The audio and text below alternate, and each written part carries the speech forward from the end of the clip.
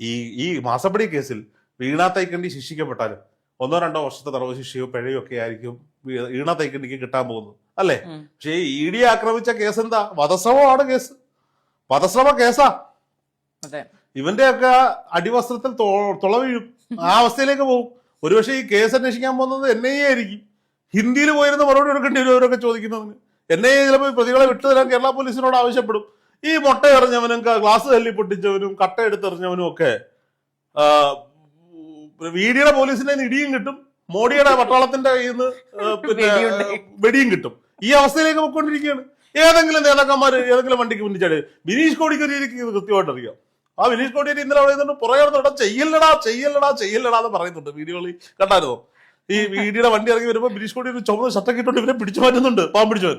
അയാൾക്ക് ഇത് കൃത്യമായിട്ട് അറിയാം, ഇത് അയാൾ കുറെ അനുഭവിച്ചതാണ്. ഹിന്ദിയിലൊക്കെ മറുപടി പറയേണ്ടി വരും. ഈ ഉമ്മാർക്കാണെങ്കിൽ മലയാളം പോലും നേരെ സംസാരിക്കരുത്. ഇവന്മാർക്ക് മറ്റേ ഗുണ്ടായുസത്തിന്റെ ഭാഷ മാത്രമേ അറിയത്തുള്ളൂ. എടാ മക്കളെ, നിങ്ങൾ മനസ്സിലാക്കേണ്ട, നിന്റെയൊക്കെ പാർട്ടിയുടെ ഭരണം അവസാനിച്ചു. നിന്റെയൊക്കെ പാർട്ടി രാജ്യത്ത് എങ്ങും ഇല്ല. നിന്റെയൊക്കെ ദേശീയ ജനറൽ സെക്രട്ടറി ഡൽഹിയിൽ പോയിട്ട് അവസാനം നിലം തൊടാൻ പറ്റാതെ 4 കാലം തൂക്കിക്കൊണ്ടുപോയി വണ്ടിക്കകത്ത് കൊണ്ടുവന്ന കാഴ്ചയൊക്കെ ഉണ്ടായിരുന്നു. നിങ്ങളെ വെറുതെ ഇവര് പറഞ്ഞു പറ്റിച്ചോണ്ടിരിക്കുകയാണ്. ഇവരെ പറഞ്ഞു പറ്റിക്കുകയാണ്.